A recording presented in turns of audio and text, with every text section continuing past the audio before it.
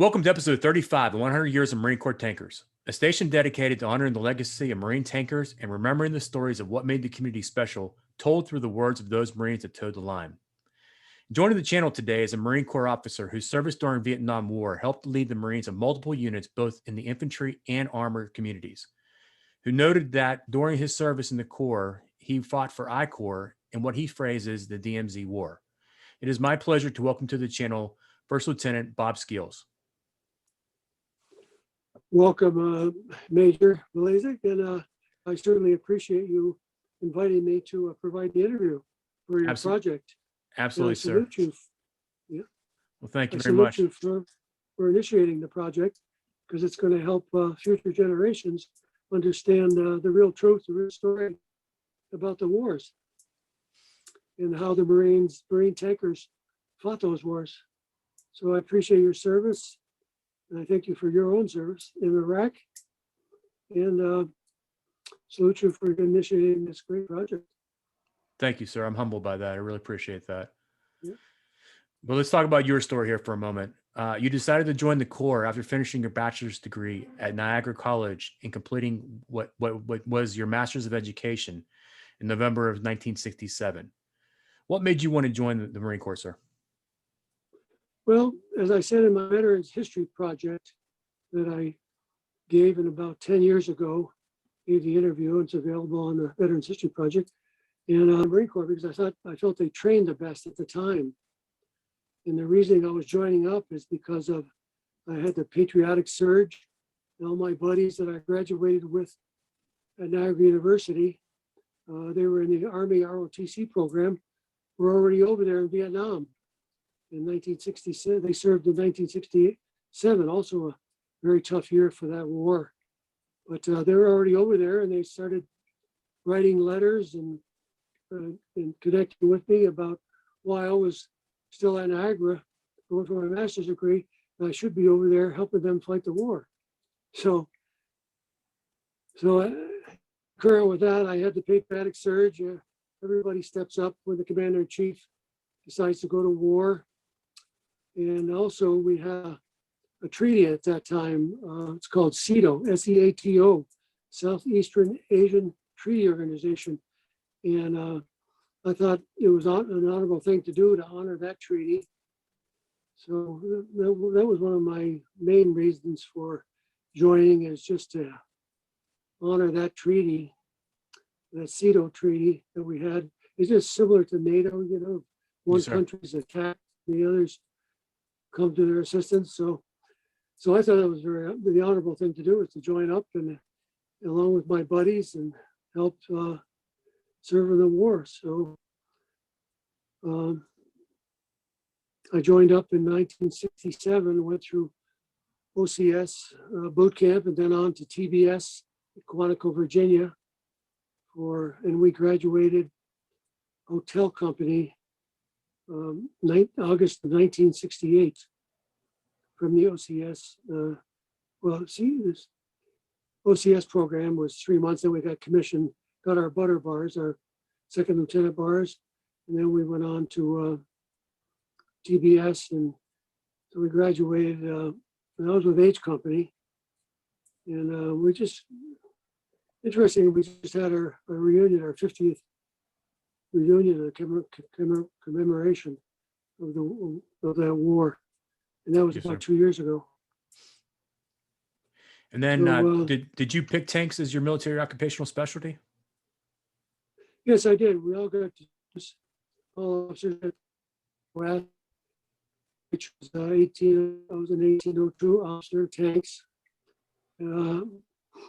Talking, a lot of pressure from the parents said you had to choose. You got to choose something that's a little safer than infantry. I told them, I said, yes, I'm choosing armor. Yeah, so at tank school, we finished in 6 weeks. Then we became 1802 tank officers. And later that same month, September of 1968, we got orders for Vietnam. So flew out of Travis Air Force Base, ended up in Okinawa for pre-deployment for 2 days, and then flew to Da Nang. and then got a chopper to Quang Tree, where with 4 other tank officers, we met with a lieutenant colonel, and we got a big curveball at that time, which caused us all to swallow pretty hard. But he said that 1968 being a very difficult year for Marine infantry officers, there were 15,000 KIA and 45,000 WA during that year. Wow. That very difficult year. He said, we have no infantry officers left, grunt officers. So he said, you guys, all Marines are trained as riflemen, and you are headed for infantry outfits, grunt outfits for 3 months. So he said, how do you guys feel about that? Yes, sir. Right. So from there, I took a chopper that same day up to Dong Ha, where my orders were with 2nd Battalion, 4th Marine Regiment, 3rd Marine Division. It was all 3rd Marine Division up there in I Corps. But 2nd Battalion, 4th Marine, called them magnificent bastards, and they were. But anyways,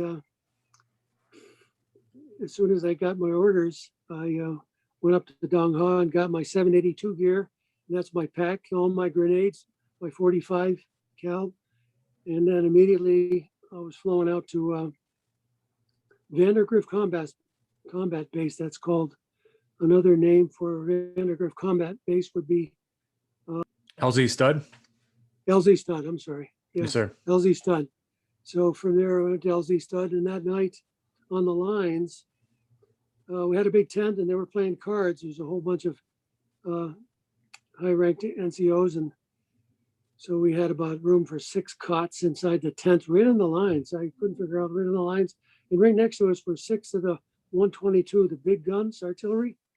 So I mean, I was a novice to the country, but I just felt uncomfortable being next to all the guns.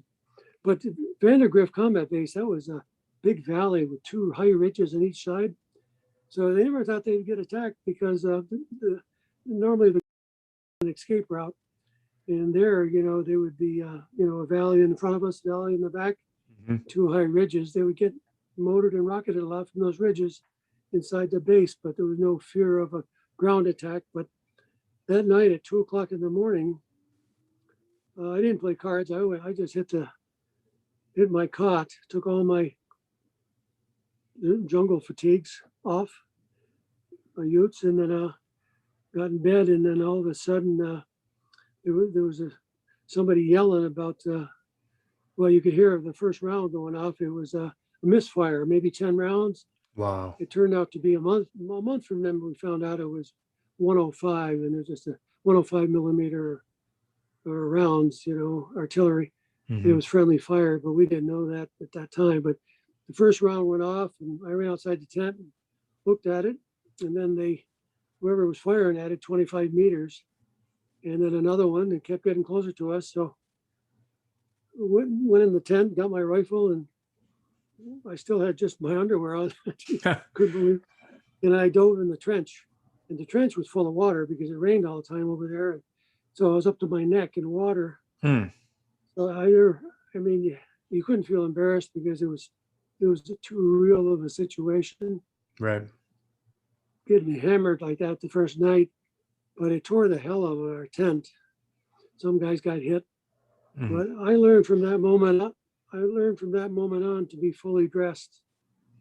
Never take your boots off again. And always my M16, along the barrel alongside my neck, and my poncho liner wrapped around me. But so that was a hell of a night. But the next morning, I got a chopper, and I was going to meet my platoon. I was 2nd Battalion, 4th Marines, Echo Company, and I was they were out in Quezon in an operation. So I flew out there and dropped from the chopper. They dropped the tailgate of a Chinook. Said, "Okay, Lieutenant, you're here," and it was all socked in. I mean, really heavy. And I just scratched my head and I said, "You sure? I can't see." They said, "It's only about 10 feet. Go ahead and jump." So I jumped. I landed on my back in the dead cockroach position. You know what that's like. I had a 120 pound pack with my rifle, I had 8 canteens. 3 were water, and the rest were those baseball grenades, 5 in each canteen. I had my whole platoon eventually switched to that strategy also. But I couldn't, I was in a dead cockroach position on my back, and I hurt my back somewhat, and I couldn't get over. So I heard some snickering on the lines. 360 Caisson, Hill 861 is a very famous hill where they had a siege 6 months earlier, in January and February, 69, 68. So I was laying on my back and I heard the snicker, and somebody came up and said, "Are you Lieutenant Skeels?" I said, "Yes." And they said, "Your platoon is over there on the south side." He said, "They're waiting for you." So I went over, and being a tank officer and introducing myself to the infantry, the grunts, some of them were on second and third tours. Well, there's only one on the third tour. The second tours, and they said, "Lieutenant," they said, "can we ask one question before you start your meeting?" It was raining like hell, and had about 3 poncho liners tied together, ponchos tied together. So we were sitting underneath it. I had the platoon sergeant, platoon guide, corpsman, my radio man, and all squad leaders, whoever was leading the squads, mostly corporals. But so they all showed up, and they said, "Lieutenant," he said, "before we even start, can we ask you a question? How do we deserve a green tank officer in our grunt platoon?" So, that's a fine. How do you do? That's a fine. Welcome to the platoon. I said, "Guys, I held it together." I said, first of all, I said, "I am green. I just arrived." I said, "I am a tank lieutenant," but I said, you might be interested. I was very good at map reading. I said, "You guys don't want to get lost in this." I pointed towards the mountains, and we just surrounded mountains. And you can see the mountains in Laos, 4 miles away. The DMZ was a stone's throw away. So I said, "I'm a really good map reader. I'm not going to get you lost." And I said, plus I think I was very good at calling in artillery. I said, "You guys are going to need that." And I said, "Next question." No, I actually, what really won me over is I told them, I said, "I'm a quick learner. I'm going to learn from you guys real quick." I said, "I'm going to be asking you a lot of questions. And out in the field, I'm going to be learning from you guys, especially you guys second and third tours." And I said, "I feel very fortunate, that I've got guys on second and third tours. And I heard your outfit was an excellent outfit." So that I could see a little smirk on the face. You can see the grins and the smiles, and I just felt that I was going to be accepted. So they gave me a chance. Good. From that point on, it was just interestingly, I served with 2nd Battalion, 4th Marines out of the Echo Company. Lieutenant Robert S. Mueller, you might be familiar with that name. Yes, sir. He was the one investigating President Trump. Well, he was with a hotel company. So we were both with the same battalion and the same regiment, 4th Marines, 4th Marine Regiment, and also 2nd Battalion. And also at that time, the 3 of us served the exact dates, and I found this out maybe 8 years ago, 40-something years after but I didn't know those guys were. But the author of Matterhorn, probably the best book on the jungle war up there in the DMZ, he called it the DMZ Jungle War. It was Carl Morlantis. He was a highly decorated lieutenant, 2nd lieutenant from Yale University. So we were on 2 assaults together, I know for a fact. Carl Morlantis was with the same regiment, but he was with 1st Battalion, 4th Marines, and he was with Charlie Company. And Robert Mueller's with my same battalion with Hotel Company. And they would all know the assault on Mutter's Ridge, which we all participated in on December 7th, 8th, 9th, and 10th of December 1968.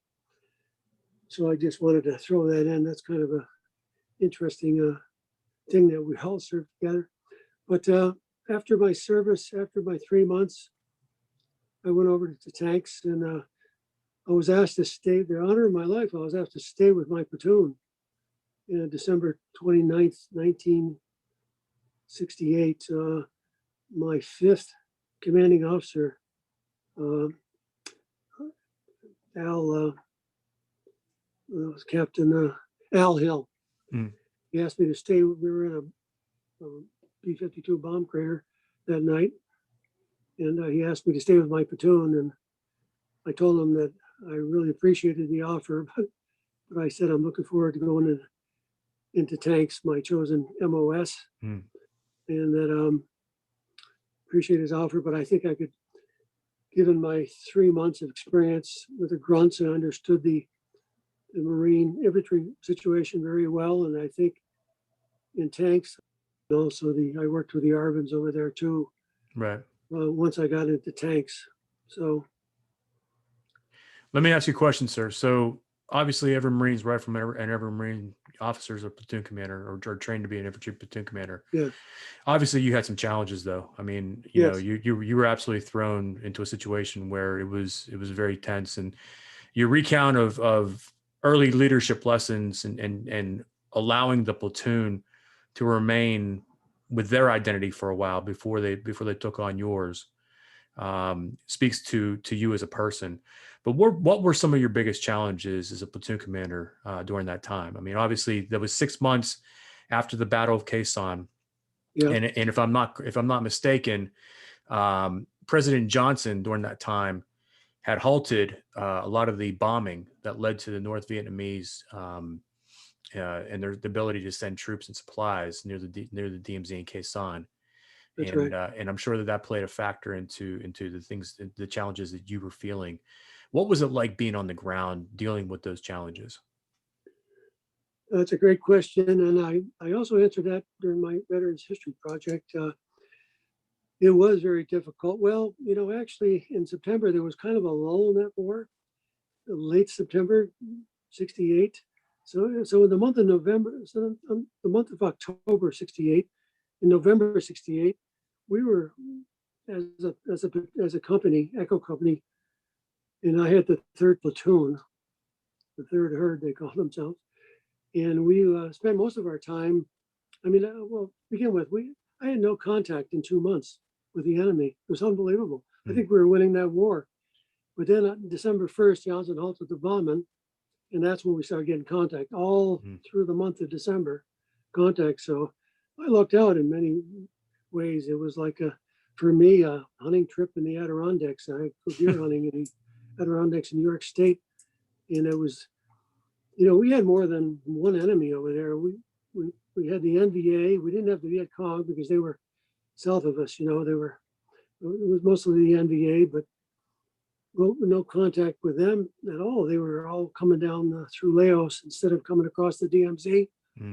So we had to deny them all the real estate in that DMZ. So they chose to, for some reason, build a channel down the Ho Chi Minh Trail through Laos, then Cambodia, then into Saigon, and then disperse around southern South Vietnam. So I really lucked out in 2 months, no contact. But the enemies over there that I had, we had 4 active Tigers. So at night, you see their tracks during the daytime. I only saw tracks twice, but on patrol sweeps in DMZ, close to DMZ, close to Laos, I had to do 10 objectives a day, and then call in to Quang Tri the results of my objectives. Every time I hit an objective point, I had to call in. So I was hitting about 2 miles a day with my platoon, and never got them lost. I mean, we always got to high ground at night, but at nighttime, checking lines all night, going to bed at 3 in the morning. It was definitely the Tigers were out there chasing the rock apes every night. I mean, the jungle was so loud at night, it was unbelievable. So, but you get used to all that stuff. As they say, you get hard. In 3 months, I never remember taking a shower. I put the Marines out, the platoon members, out in the streams and the brooks to take showers. And you put flank security, all around on the flanks and front and back, and then you let them. It's like a bunch of high school kids. They're 17, 18 years old, except for the guys on second, third tours. But it was the damn Tigers at night. The ruckus as far as listings, post duties. I Wow. was never afraid of people, Marines falling asleep because of the damn tigers. And I Mm. would put most of the listening posts out. The squad leaders would give me their, you'd be fair about it. You would assign 2 guys from each squad for listening posts in front of each platoon each night, 150 meters out. So it was dangerous too. But with the tiger, it was even worse. So you're taking them out, putting them out, make sure they're claymores. I took a Lance Corporal trainer with me and training him. And these rotations, you lose your good map readers. So half the time I was walking point myself. Usually I was 6-man back with a map, and then you had the map reader.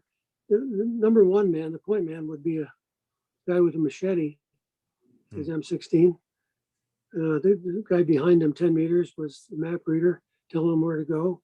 And I was 6-man back with radio man behind me, but I had my own map, making sure they knew that they were going the right way. It was just covered a couple of miles a day because the jungle, the canopy was triple. The canopy was so thick that you wouldn't believe it. I wanted to stay off the trails, so you're cutting through new trails. And then I never took a shower.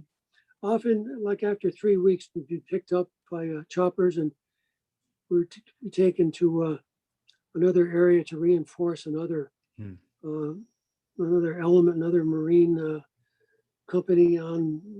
They were getting assaulted or needed help. So plus it was building the fire bases. Argonne was over near the ocean border. That was 1,900 feet tall. We built that fire base and we stayed there for 2 weeks, and we encountered tigers. We saw the tracks, and that's where 2 weeks later there was a Marine that was killed from a tiger dragging him out of a hole. All that is in that Matterhorn book. He talks about all that, Carl Merlanis, because he was there too. In fact, his battalion, 1st Battalion, 4th Marines, when I left Argonne after 2 weeks after building that fire base, his battalion came in and took over. So I think that's when that Marine was hit. But anyways, we went on to fire support base Russell we built. And that was a month after I left my platoon in February 25th of 1969. That base was overrun. Some feel that guys fell asleep or something, or a hole was opened up by a satchel charge, and 400 of them ran up through condition red. And so my platoon was hit pretty hard. The platoon that I had, 3rd Platoon, Echo Company, 2nd Battalion, 4th Marines, 3rd Marine Division, they were hit real hard on that. In fact, I was in tanks at the time, and I asked to go back to visit my platoon, but we were so engaged in tanks at that time that they wouldn't let me leave to find out what happened. Who survived my platoon, and that was being led by Lieutenant Al Hunt, who got killed that night, the sapper attack. So, they did very well. You can go on that. It was the site, the website is lzrussell.org, lzrussell.org. You can go on that website. It's inactive, but you can get on it. You can go to the membership. It lists 300 members. And I was one of the members because I was there for 2 weeks because we built that fire base. And we all got to leave a story. So I left a story on there. We were getting probed at night. I could see using the starlight scope every night. That was like 85 meters of green haze. Right. It was a snowy haze, but you could pick out a body and you could pick out a face, but you can't see the features on the face. But I would show the listening post sometimes. I would see. That's what I would do at night. And I'd let him use a starlight scope, and just to keep him awake. Because I woke up listening posts 3 times. And you can't fall asleep. And I'd have to walk out there and wake him up. And that was some of my toughest duty. Your sphincter muscle would be firing all the way out there. But somebody asked me, it was during my interview with Veterans History Project, they say, how in the hell did you go out there to wake up a listening post? And I just I said, you know, your volume on your radio is you set the frequency real low, you know, and you're just calling in a low voice. You're calling for sit reps, you know, situation reports. Right. LP1, sit rep over. And if they don't say anything, I mean, they're asleep or they got hit. Mm-hmm. So the guy said, how the hell did you go out there? And I just told him, you know, somebody's got to do it. You know, you got to go out there and wake them up. Right. So what about But, after 3 months with the infantry, you headed over to tanks, and like you said, yeah. you chose to make that move, which is commendable, which took you to 1st Platoon, 3rd Tanks, in the area of Dong Ha. Yes. What were some of your prominent memories from this early time with tanks? Could I say just one more thing though for 1 minute? Yes, sir. For sure. About, and every Marine feels this, you know, in a war situation. I mean, you just get that way. But like waking up a listing post, you're on your way out, you know, you're just moving inches at a time. Mm-hmm. You keep calling, you know, but what really gets you there, and that question was asked me, is the legacy of the Marine Corps kicks in. Mm-hmm. I mean, the guys in Iwo Jima, the guy in Tarawa, I mean, that heritage, the legacy kicks in and say, you know, you just listen to those guys saying, just get it done, Lieutenant. Sure. You know, lose your goddamn fear. Just get it done. I got my diary too. Wow. Kept the diary. In tanks, not in infantry. Wow. No. Look at that document. Yeah. That is incredible, sir. Yeah. Upon arrival at tanks, I knew I was going to make it. And those guys, in fact, if I could take 1 second and mention their names. Sure, please. Because I'd love to have these guys join the USMCVTA.org. Right. It's our tankers outfit. There's 500 tankers. And I've been to 3 reunions. I missed the first 3 because I didn't find out about it. But these guys, I found 3 of my platoon members. And I'd like to find some more because the reunions are outstanding. Hmm. In fact, right now, you know, we're trying to, one of my incidents over there was a retriever ambush. And I went to, it was a reaction force duty. It was most of my activities were reaction force duties, patrol sweeps. Was I got here? You know, prep fire for infantry assaults, working with the Marines and ARVNs, you know, and also recon activities. That was my activities during the daytime, but the reaction force activity was one of the biggest. So I would be all those bases up there, the forward bases, Kong Tien, the first one, going from Route 1, you know, up there, maybe 2 miles from the DMZ, Kong Tien, and then another 3 miles to Jiolin, and then another 3 miles to the South China Sea. And that would be Ocean View, that was a combat base. So there's 3 bases. I'd always be at one of those bases at night, and all the 2 other lieutenants would be doing the same thing, because they all wanted tanks on the perimeter at night. Because they we are always getting intelligence reports, we're going to be hit that night. So they wanted the tanks there. They wanted the Army Dusters were there also. So they were there at those bases. But one of the guys, come to find out at a reunion, Harold Reintz, that was on one of the incidents I would talk about tonight if we have time. But he was, it was written up in the Marine Corps Leatherneck magazine in September of 2019. Right. On page 36. Renchi, right? Huh? I think it's Renchi, right? Yes, Renchi. Yep. But he didn't know I came to his assistance.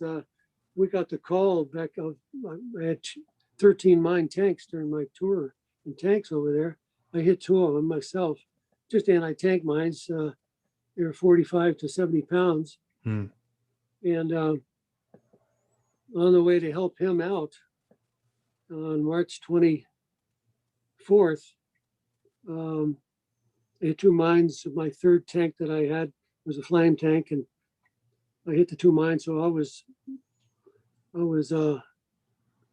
constrained from going over to his position. I could see him.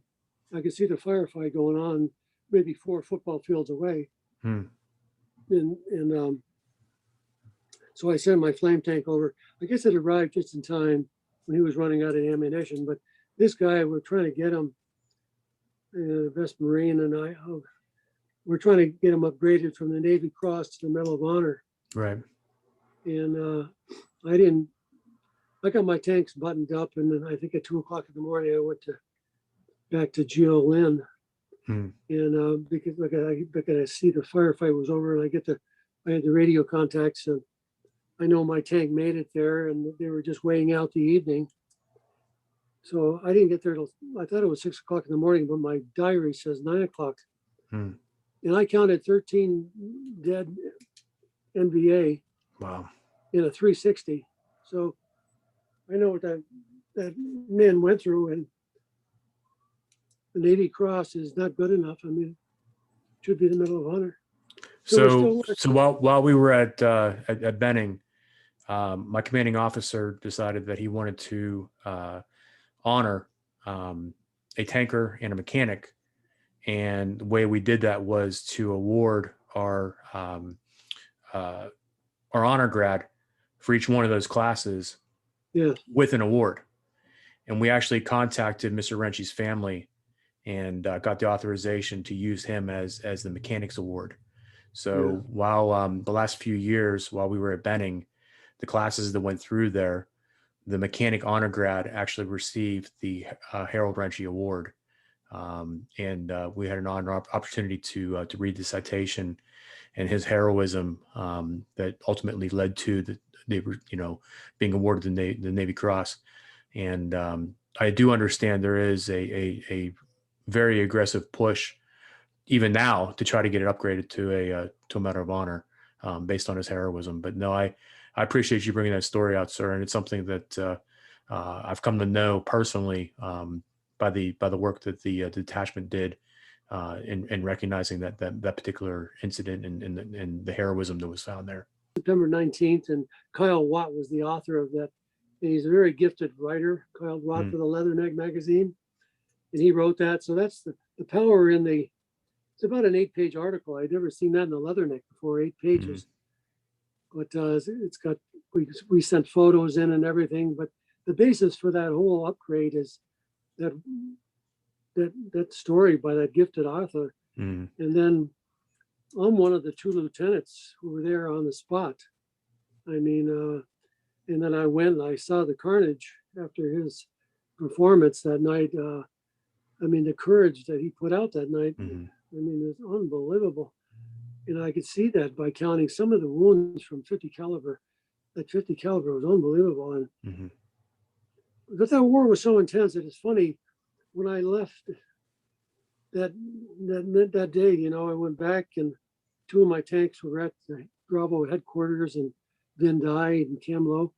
Right there is a 100-meter high hill, very, very insecure hill with only 34 Marines, I think. But that was our headquarters for Bravo Company.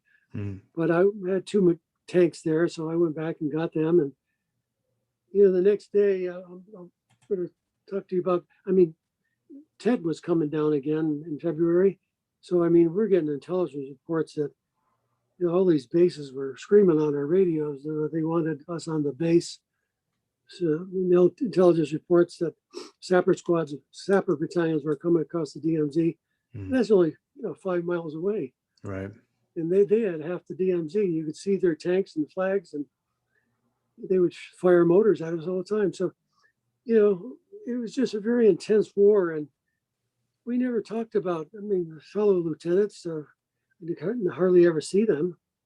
But even the men in my platoon, like Sergeant Soto, who had that flame tank with, he passed away a couple of years ago, but he was in the flame tank at the time with Sergeant Reince, you know, and he put the flame out of his flame tank in the 360 because he arrived at the time, and I guess Harold was in a bad position there, almost at ammunition. But he said he recognized Sergeant Soto, and he said, Soto says, "Where do you want it, Harold?"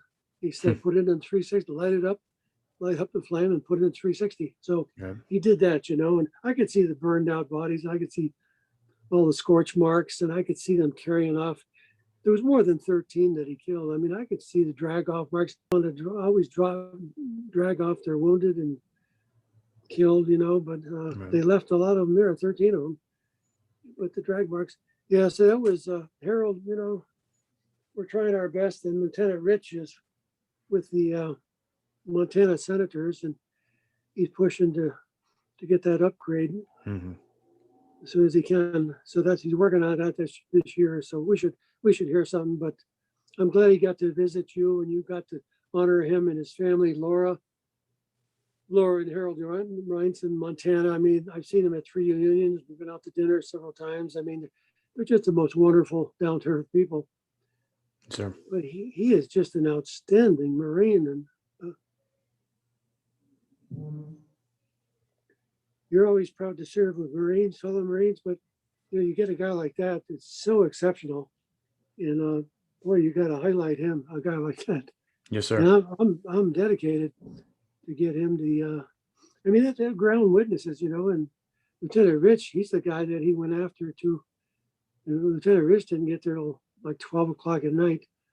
He was only a couple miles away, but he buttoned up his tanks, his 2 mine tanks, and got to his position. And then I got there in the morning. But yeah, that activity is one of the biggest activities over there.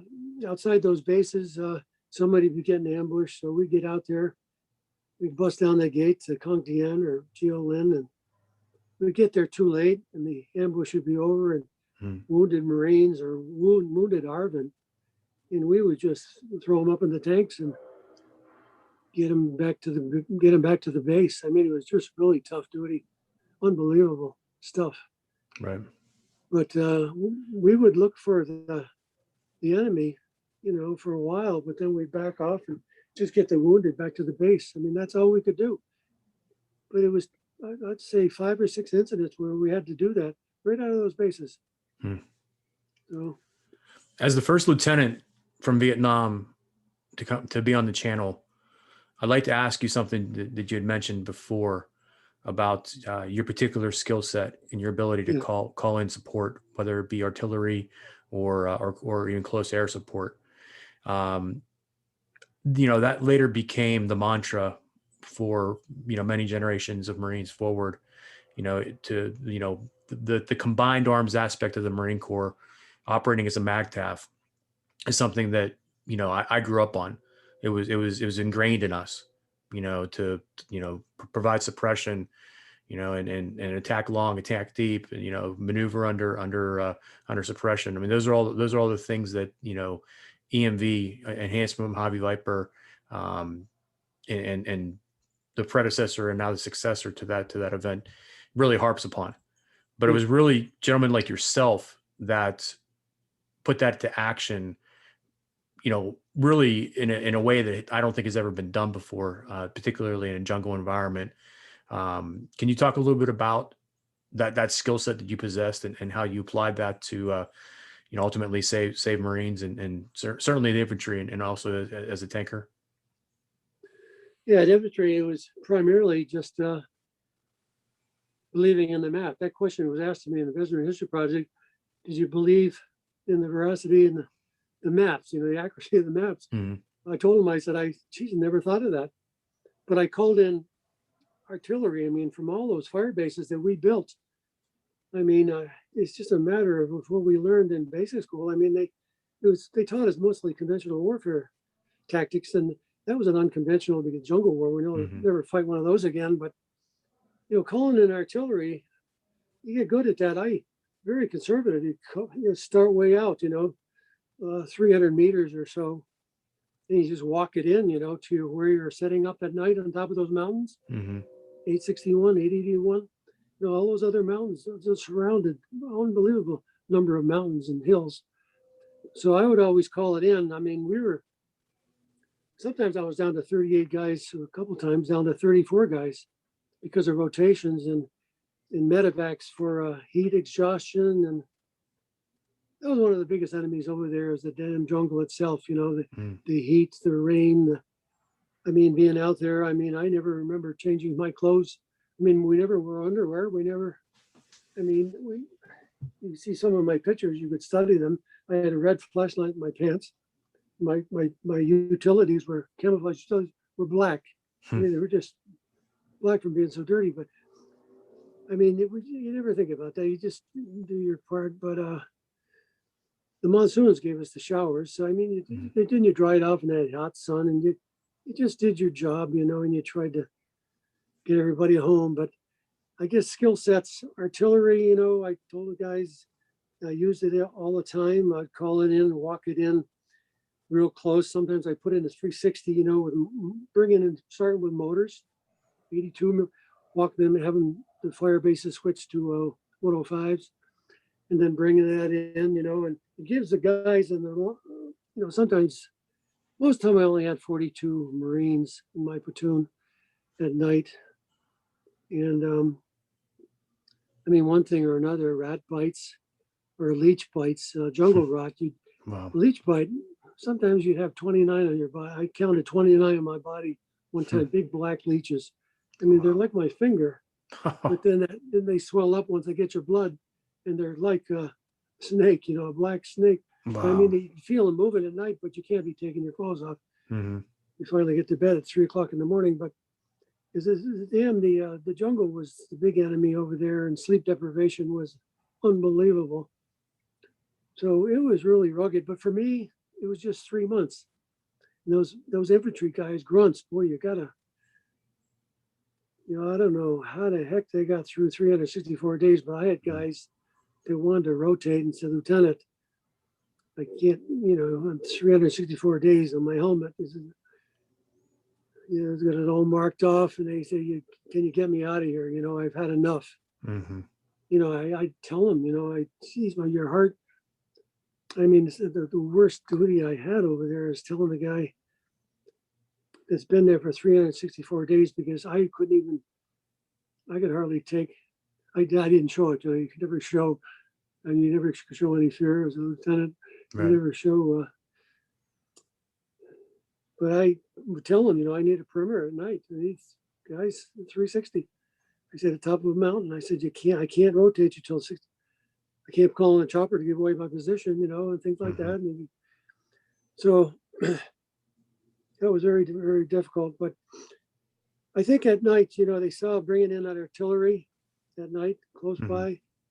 You could sleep, at least get some sleep, because you could see Laos. Into Laos, you can see the town of Long Bay, right along the border there. The last battle of 1972, that war was in Long Bay, that Easter offensive. Wow. I could see it from Hill 881. I mean, you just see the little town down there. You could see Laos, the border. You could see all the smoke from the fires. I mean, it's supposed to be, I get intelligence reports, there's 40,000 MVA, Lieutenant, 3 miles from your position. Well, how do you sleep? Well, over there, we knew we were bait, but, you just got to keep one of my skill sets is just trying to keep them tough, Right. Keep Marines. I mean, that's not a hard thing to keep Marines tough, but because of our situation there in the jungle, you just got tough. I mean, my God, you got real hard. Right. And how do you think that time you spent with the infantry helped you when you were actually inside the tank? Because obviously you had a perspective from ground level as well as through the reticle. And do you think that time as infantry platoon commander assisted you when it became that time to control the tanks? Oh, it sure did. Especially, I mean, I had no fear ever over there from day one. Well, you always have some fear especially the first month over there. I mean, everybody has to admit there's fear because, I mean, the situations you put into, I mean, life one day to the next. I mean, you're just got a question mark. Wow. So it's just, you operate as a team, try to keep everybody safe and try to use common sense, because a lot of the conventional techniques like fire discipline and silence. I mean, the guy using a machete on that bamboo wood, they could hear us coming. I mean, on those patrol sweeps, denying them that real estate, all those mountains and all those fingers off those mountains. You had to get in there and you see a bunker, you know, and then you wonder immediately if you're at the beginning of a bunker complex or, you know, if you're in the middle of a whole complex and stuff like that. So, I mean, life over there is, but you know, you get so hard that you lose your fear. I knew, you know, I had full belief in the military muscle, you know, the military machine is USA really huge. And I had full confidence in that at all time over there. I could call in air, A4 Skyhawks, F4 Phantoms. 5 minutes I would have air. Wow. And then I had 4 fire bases that I would demonstrate to the troops every night. You know, one of the reasons it was harassing and interdicting fire to tell the enemy you're going to get hit hard if you come across through Laos and, you know, try to hit me. You're going to get hit very hard in return. So I try to demonstrate out to the enemy, but also, you know, to your troops. You know, you bring in the artillery, you say, wow, you just call in the fire base and tell them to fire on my last coordinate and give that to the rest of the fire bases in the area and just pound the heck out of your hole. I mean, World War III. So I never had a lot of fear, you know, but going lines at night in the starlight scope, I guess, I mean, you just make sure people are awake. But my skill set was mainly, I guess, with the troop part of it. It's just making the rounds all night long, 360. Then at 3 o'clock in the morning, handed out to my platoon sergeant, who was excellent, handing out to my corpsman for his rounds. And then, you know, the radio man would make rounds too. And we'd all need at least 2 hours sleep. So then I guess the calling in and then common sense, I think I told them there would never be any frontal assaults, you know, that I heard about situations where, you know, the guys were having trouble following a second lieutenant over there in Brown Bar, you know, and so I knew that I had heard about that. And so I was careful not to ever show any fear or any lack of being a hard ass, you know. We just we got to do it. We got 10 objectives. We got to accomplish the mission. We got to get. But I was lucky in 2 months, you know, assaults and shot at choppers. I mean, you thought you were going to get hit, and you do the 360 out of those ramps of the choppers, and I mean the artillery would be coming in. You could see it out the windows of the chopper going in ahead of us. They would land in the form of 360 and stay there for a few hours, you know, and then they would get the hell out of there within before night. So I mean, there was a lot of that. So I mean, there was not a lot of contact, but when I in December of '68, I had a big contact. I mean, huge assault, multi-battalion assault. I had that. My platoon happened to have the primary objective Bravo, which was a mountaintop right on the DMZ route. So right off the bat, half the mountain was on the DMZ. The other half was facing us. I didn't know it was in the operational plan. I didn't know it was at a triple peak. I always thought it had one peak, but I didn't get there till late in the evening, late in the afternoon. And I had, as soon as I got there, I called back to my senior second lieutenant, company commander, and I said, if I assault this right now, I said it'd be a suicidal assault. We're not going to make it. I said, it's going to be dark. And I said, I don't even know how to assault this mountain. And dropping off my ridge line, that Mutter Ridge, that's 800 meters. And then it was like 2 miles over to the mountain. And the guy got back to me on the radio, second lieutenant, I forget his name. And he's lucky I forget his name. But he told me to wait one day. He says, okay. He said, Lieutenant Colonel's up in the chopper. He said he screwed up his operational plan, but he said, take it in the morning. He said, but right now, patrol over near that mountain. He said, then get back, get yourself some sleep, and take it in the morning. I said, okay. And one of my biggest, seems like I wore a rabbit's foot over there, but the next morning I get the call at 6:30, operation plan changed to continue sweeping east on the ridgeline all the way to the end of it. He said, Fox Company's going to come up and take it the next day.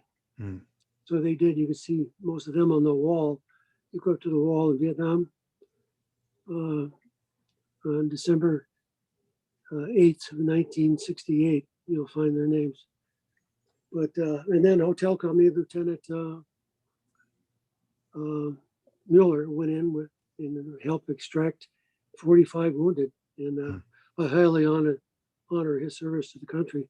I mean, he went in there and he did that, and I know all that, you know, because I ended up getting hit the next day too by an outpost on the right flank, and I had three Marines. KIA and I medevac 16, but that was a big battle for me too. But I mean, that was a hell of an operation. But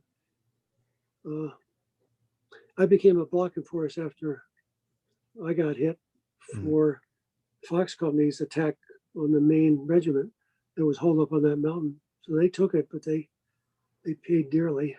But they did a good job on the NVA. And but I didn't know that was Lieutenant Mueller with hotel company there. So I graduated with him from my OCS class. Hopefully someday I'll get to talk to him about that assault. And Carl Molanis was on that assault too, but I think he was a blocking force. Okay. But my skill sets carried over to tanks, and that was, you know, just complete absence of fear, you know, and get the job done, accomplish the mission, and take care of the guys, you know, take care of your platoon members, the Marines, and just trying to inspire them, building the esprit de corps that you need. Boy, when you get hit, you need the esprit de corps. You need guys just at full capacity, doing whatever you say. And gee, that was, I mean, you know, it's the honor of my life serving with people like that. Wow. Yes, sir. I appreciate you telling these stories, sir. I know it's not easy to discuss these after all these years, but this is really the essence of the channel, and I truly do appreciate it. And these are very, very valuable stories, and ones that I'm honored to be hosting. Let's fast forward to August 1969. We're there. Yep. You had the opportunity to get the whole company of Charlie Company of Third Tanks out of Vietnam. Can you talk about how that operation kind of happened? Yeah, I remember being at it was in July of '69, and being on operation near the rock pile. There was a big mountain next to the base of the rock pile, which is a band I used to. When I was in infantry, I used to hole up there at night. It was abandoned fire base. I'd just take over half the fire base. My platoon had 360 around half the fire base. And we'd sleep in those bunkers with the rats. I mean, I never did because I couldn't stand the rats. But I was in an operation, and it was on top of the rock pile right next to the base. It was a big rock pile mountain. That's what you call it, the rock. I forget what they call that. So there was another expression for that. But there was a top up there, at the very top of it was enough room for a squad of Marines. So there was always a squad up there, kind of on a listening post. I mean, they could see in a 360. So, but there was a lot of caves and stuff. So we'd just be firing and try to fire at those caves, you know, root out any enemy that might be in there before the assault that was going to take place in a couple of days. So I got the phone call over the radio in my tank, you know, Lieutenant Skeels, we've got some news for you that I want to report that your first, I got promoted over there in April of '69, to first lieutenant, but they said, just got the news that you're senior lieutenant over there in Bravo Company. So you're being rotated up for rotation as part of the pullout of President Nixon. And the first pullout in August of '69, you'll be taking Charlie Company out, embarking from, it was an LST ship, you know, the whole company. So that's what I did. But today I was going to talk about that incident in February '69 where we were helping the Army out. My diary says it was Big Red 1. It's big division, and then Right. 3rd of the 5th Mech. And I'm just wondering if somebody watches this interview. I'm hoping that if they watch this interview, they will contact me and let me know how they made out in that situation, because that was a big contact.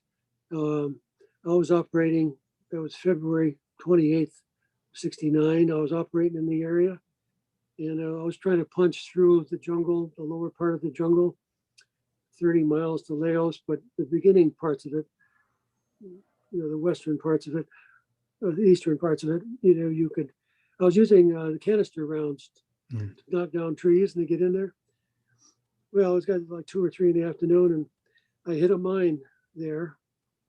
So I had to button it up and get the hell out of there for dark. So I did, and I pulling out about, I think it was 5 o'clock. We were pulling out of that area. It was about 5 miles, 5 clicks northwest of Camlo, my Bravo Company headquarters. And so I'm coming back, walking my tank back, and I had 4 tanks and 2 APCs. I can read you from the diary the page, but 4 APCs. But I was coming back, and all of a sudden, I got a voice on my frequency, radio frequency, saying, "Lieutenant," he said, "look over your right shoulder. I'm up above you in the chopper." So it was an Army pilot in a chopper. Wow. And he says, "I got your frequency through your base company in Van Dyke. They gave me your frequency." So he said, "I'm going to give you the frequency of the Army." He said, "If you look over your shoulder," he said, "where you're coming from, the Army's getting hit, and they're getting hit bad." And I looked around, and yes, sure enough, I saw the explosions, 2 or 3 explosions, massive fireballs. So he said, "Here's the frequency to the captain." And so I got on the phone with him, and he was just pleading, for help. He said he's got his tanks. He said there's a couple mine hits, and he said they're getting heavy contact. So he said, "Is there any way I could help out?" I said, "I got mine tanks, but I can on your left flank. I can get up in that ridge line."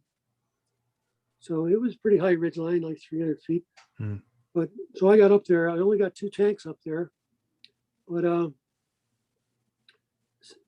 soon as I got up there, I could see. I mean, the NVA were cascading down towards his position because there were pockmarks from the artillery, from previous artillery, and also just pockmarks in the jungle, I guess. But I've never seen. I would see 15, 20 at a time. Wow. I mean, I couldn't believe they weren't looking up at me. I mean, they wouldn't turn their faces up, look at me, because then they could come around the ridgeline and hit me. So I had to start thinking about fire discipline, but using the 50 cal and the 30 cal. On the way up there, I called Bravo Company and I asked them for resupply of ammunition. So Captain Miller, my Bravo Company commander, Jay Miller was his name. He was on his way out with APCs and whatever tanks he could gather back there at the base at Van Dyke. So he came out just as I was about to run out of 50 cal, but I still had plenty of 90 caliber ammunition, 90 millimeter ammunition, Willie Pete and high explosive, and I had some flechette rounds and some canister left. But I mean, they were cascading down towards. So when he got out there, he asked me to. Well, I got down there to help him with the ammunition. There were cartons of 50 caliber. So he jumped up there in the tank commander's hatch, the seat. So he started firing the 50 cal and loading. So I became his. He and I have talked about it a number of times, but he corroborates the story that he says, "You're the one that I kicked out of the tank commander's hatch." I said, "Yeah." I said, because I got him to come to one of the reunions. We found him, about 2 years ago, FBI agent. And we found him, he was retired, and so I got him to come to a reunion. And I told him, I said, "Geez," I said, that incident there at February 26th, where you kicked me out of my seat. I said, I became your loader with the 50 cal. So he saw the enemy too. He saw the numbers. Right. So we stayed there all night, and he called in artillery, and he called in air support, and the Army captain, I think, called it in too, but we finally left there the next day. But that ended up being a 12-day battle, I think, for the Army. But wow. On the after action report, you can find it on the usmcvta.org website, or Texas Tech, has got it. It's all in classified now, but they gave Bravo Company, my platoon, well, we were the first platoon up there, but they gave us 80 confirms. Wow. Yeah, so I was trying to honor, 3 years ago, the USMCVTA has a magazine called the Sponsor box.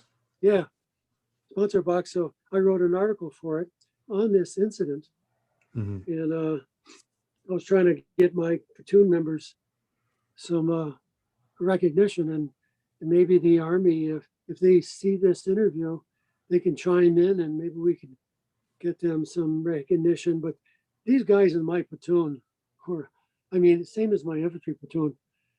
One of my big regrets over there is, well, I don't know if anybody else had this problem, but the time involved to write somebody up for an award was just not there, or even the thought or the time. That war was so intense.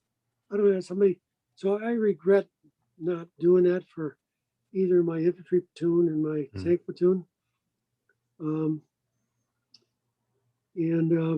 But the tank platoon, Sergeant Al Soto, Gilbert Ramirez, Dale Reinhardt, Wayne Small, Mark Anderson, Larry Parshall was my mechanic and my driver.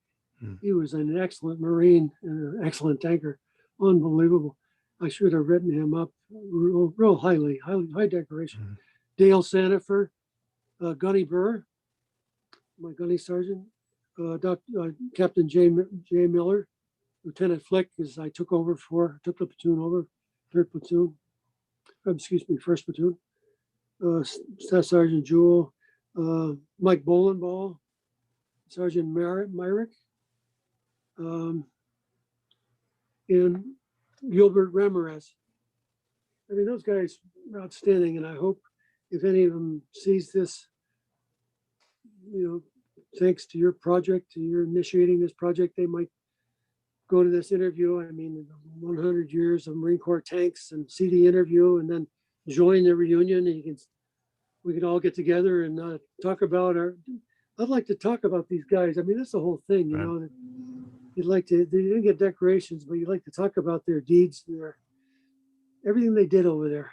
Yes, sir. The only way I can do it is at a reunion and highlight them, like I did Harold Rines. I went over to his table and I said, Harold, how did you make out in that ambush? He looked at me like I was nuts. How can you make a joke, or what are you trying to joke with me? I said, because I left that area, went on to the next battle the next day.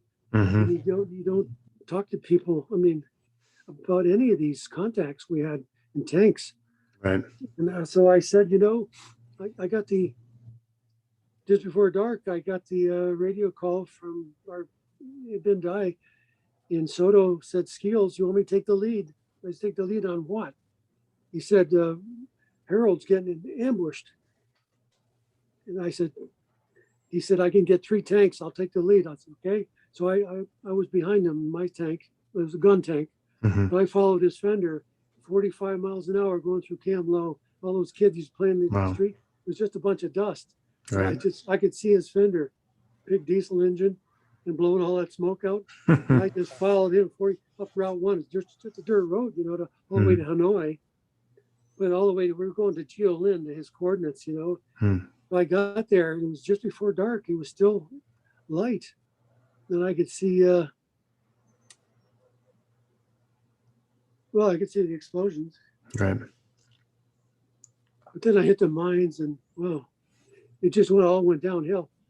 But anyways, Yeah. So Harold, I said, wow. I said, how did you make out? So that's when we did the story. The four of us got together and at one of these reunions, and we all gave a 1 hour interview. Hmm. And we all got to say where we were that day and what we did. And I said, well, I was on the reaction force. I went to Harold position. I said, I hit 2 mines, so I was held up, but I said I sent my flame tank over.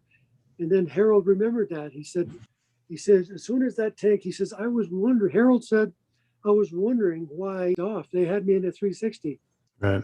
He said, I was out of ammunition, running out of ammunition, had me in 360. Why all of a sudden they were backing off and they were running.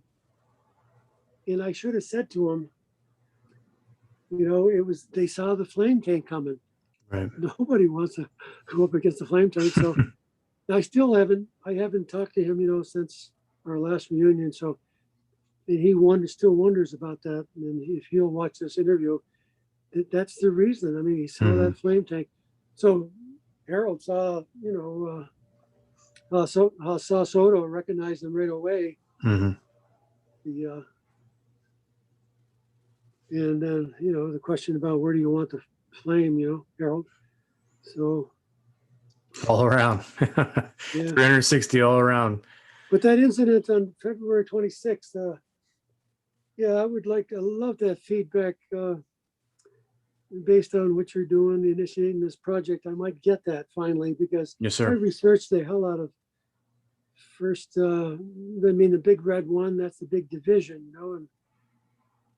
and was a lot of history of that division. And then the 3rd of the 5th Mech, and they could go back, and if there's anybody in that firefight, they could tell me how they made out.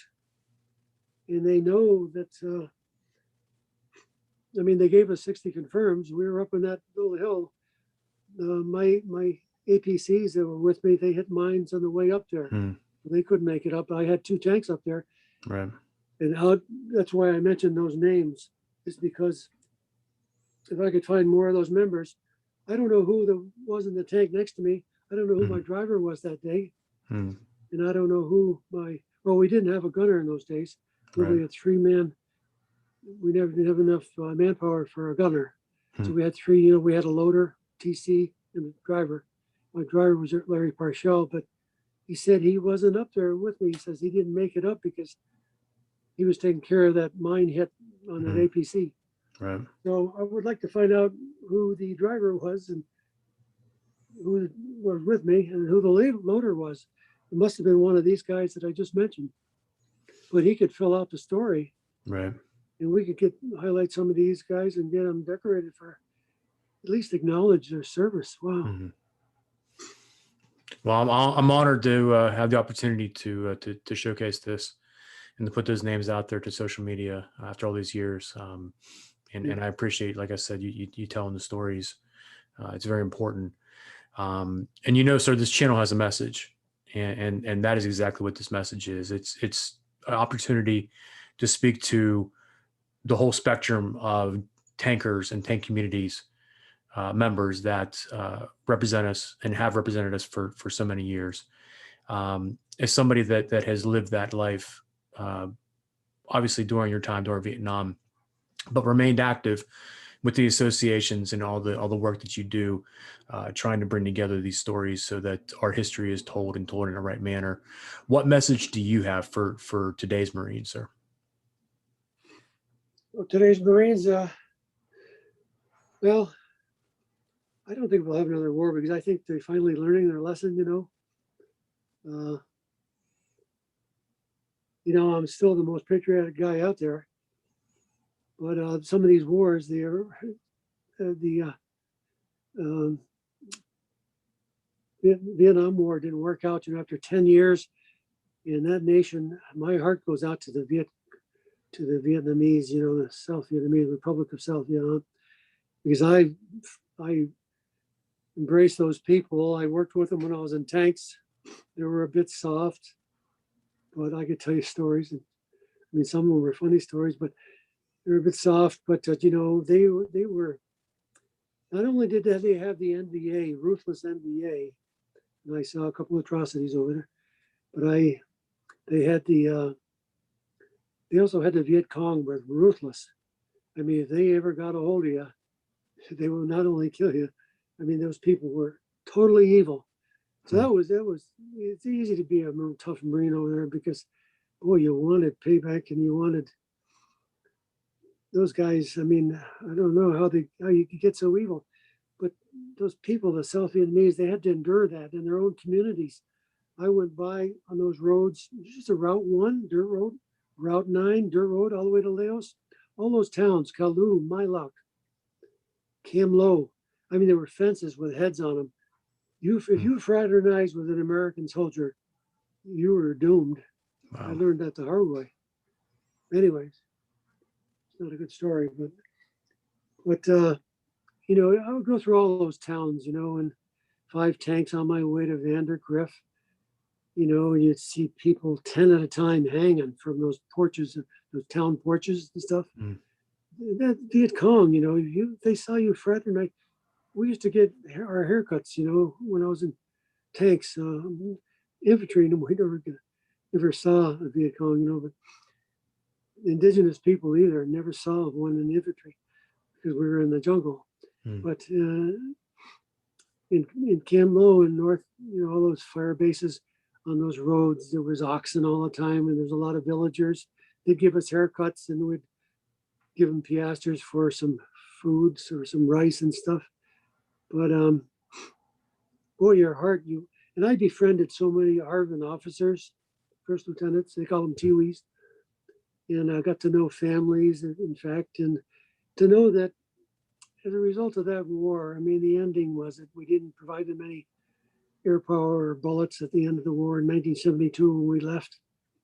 In 1975, they were slaughtered by 28 divisions, the Russians. Wow. It's hard to live with that stuff, And then Afghanistan, so 18 years, nation building wars, they're not working out. So what I would say to Marines is, when the commander in chief, when they get ready, if you believe in protecting the Constitution, you believe in protecting your family, your mother, the American people, you're going to go to war and you're going to endure it, and whatever. I don't think there'll ever be another ground war, jungle war. But if so, you just gotta, I would just say, you inspire each other. I mean, these officers, you build up, it just comes to you know how to build up inspiration. Mm-hmm. In the lines that night in infantry, in the tanks, treat everybody right, and making sure you're fair. Listening post duty is very dangerous. Point duty is very, you ask the squad leaders for point. They give you a guide, they give you a Marine, and you say, hey, how come you're giving him listening post duty all the time? You go to bat for him, and you try to be fair, and you build a sense of fairness. And listening post, you're swapping guys out of squads, and make sure everybody is fair, because that's dangerous duty. I mean, you got tigers and you got the elements. I'd come up, I could go to lines at night, and it's just 30 meters apart, the lines, each hole. You make sure it's dug deep enough.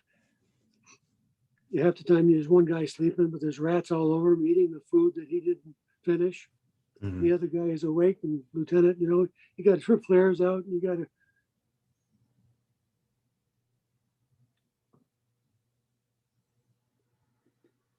But I would tell them it's just a matter of the spirit building. You're in a war, you have no choice but to be a tough a fighting team as you can possibly be. But to do that, boy, you gotta have a inspirational officer, and you gotta use your common sense besides the conventional rules which are taught. I mean, I can just remember not using a lot of tactics that I was taught, to tactical tactics, because when we encountered, they saw us coming, they would fire, and they would fire to wound, they wound a person, and you can't call an artillery. It's so easy to back off, and use artillery, but boy, if the guy's wounded, you can't do that. So they knew that. So then you had to send the corpsmen in, and boy, there was that point of where they met their mettle, how much courage they had, because those corpsmen, boy, my hat's off. They say God made corpsmen so Marines could honor them, and that's the truth. Wow. Sure. I mean, they have to go in there and get it. So it's just a matter of building spirit and looking after each other and making sure, those guys, you get rotations, they would feed you information about how the war was going on and all the political crap going on at home, and politicians were listening to generals. You get all that stuff, you'd say, hey guys, we just got to worry about the next. Well, you know how to do it. It just comes to you as an officer. You get the bars. You earn that EGA for a reason. Mm-hmm. Yes, sir. Well, I thank you for that, sir, and I thank you for the time that you've given us today. Like I said, these stories are absolutely invaluable, and they're remarkable. And your heroism and the heroism of your platoon, your leadership, your ability to take, really whatever the Marine Corps asked of you and to do an outstanding job from day one is to be commended. And I absolutely honor and thank you very much for coming on here and spending the time with us, sir. Well, I thank you very much, JR, for inviting me today, and thank you for your service and for what you're doing and trying to accomplish by doing this. And it's for the next generations. It is to help us current tankers to find our buddies so we could honor them for their deeds and say hello to them again and finally meet them. And I think you're going to reach out to many of these people. Sure. And both tankers and infantry guys will get a lot out of watching these interviews. I know I listen to a couple every night.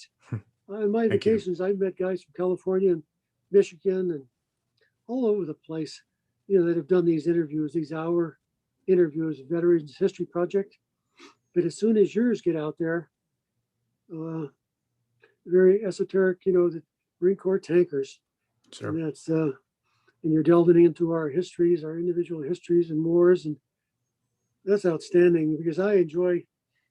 My wife always says, "How come you don't read more books?" I said, "I read 2 of these things a night, and they're an hour a piece, and then But I mean, what I've gotten out of them is immense. Finding some people in my OCS class and what happened to them, and the information you derive from what you're doing. I salute you for that, JR. Thank you. It's my absolute pleasure, sir. Yep. Semper Fi to you. Semper Fi to you.